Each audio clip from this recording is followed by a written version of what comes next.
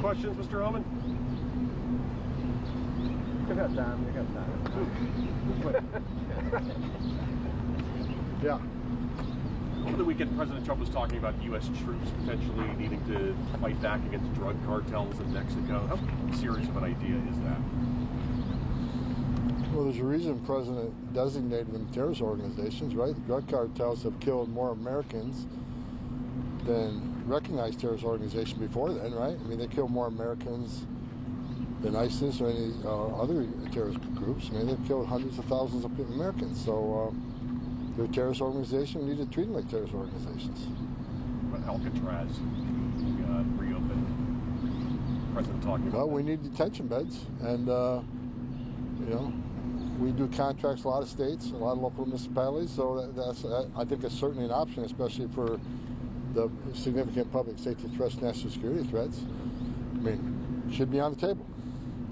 Is the administration looking at countries beyond El Salvador for mass deportation? CBS News has some reporting that there's talks underway with countries in Africa and elsewhere. There's talks underway with other countries that are willing to take illegal aliens that their own countries won't take them. So we'll find a third safe country to take them. So yeah, there's talks underway. Do you have any cost estimates on reopening of Alcatraz? I just answered that. I mean, it's on the table. It should be on the table because we need detention beds, and I think that's an appropriate place for the significant public safety threats, national security threats. Why not? I mean, what's the difference between that? Do you have an idea how expensive it would be? I have no idea. How many countries are you in talks with potentially? No comment. What sort of impact do you see it having the self-deportation, offering $1,000 now for legal immigrants to self-deport through the app? Well, I think you'll have some movement, right? Because I think people are finally getting the message. If you leave on your own, you can take advantage of legal programs, come back. But we have to go through the process of formally deporting you. There are mandatory bars against you for up to 20 years, sometimes forever. So, if you want to take advantage, come back as a worker, a tourist visa, a visitor's visa, a student visa, or have a U.S. citizen child if you have one, petition for you in the future. Leave yourself open to the opportunity of legal entry. Do things the right way. There's millions of people standing in line right now doing things the right way. Taking the test, doing the background investigations, paying their fees. They're sitting in the back seat while millions of people are allowed into this country under the Biden administration that simply don't qualify for asylum. Most of them will lose that asylum claim.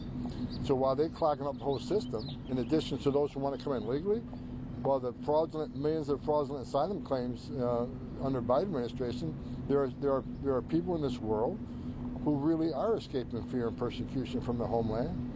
But they're sitting in the back seat too because millions of people cheated the system, come across the border and released in the United States that caused a significant backlog in immigration court. And that wasn't by accident, it's by design. Let's just overwhelm the system so it takes 5, 7, 9 years to go through the whole process if they take advantage of the appeals process. They know exactly what they're doing. That's why they weren't in ICE detention. Because in ICE detention, they get a hearing within 35 days.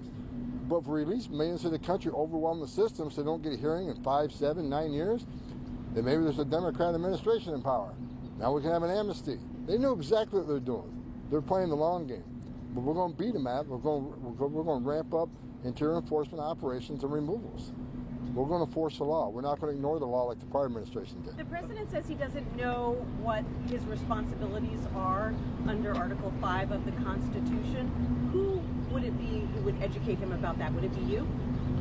I think the president is one of the, if not the most knowledgeable president that we've ever had. Look, people can beat on President Trump all you want. President Trump's a game changer. I've worked for 6 presidents, starting with Ronald Reagan. I'm a border guy. Even President Clinton and Obama took steps to secure the border because they understood you can't have national security if you don't have border security. No one did more than President Trump during his first administration. We handed the Biden administration the most secure border in my lifetime, and he purposely unsecured it. First president in history of the nation to do that. Look at what President Trump achieved in 8 weeks. He did in 8 weeks what Joe Biden couldn't and wouldn't do in 4 years. We have the most secure border in the history of this nation right now because of President Trump. greatest president of my lifetime. You can quote me on that. Thank you, Mr. Homan. Thank you. Thank you.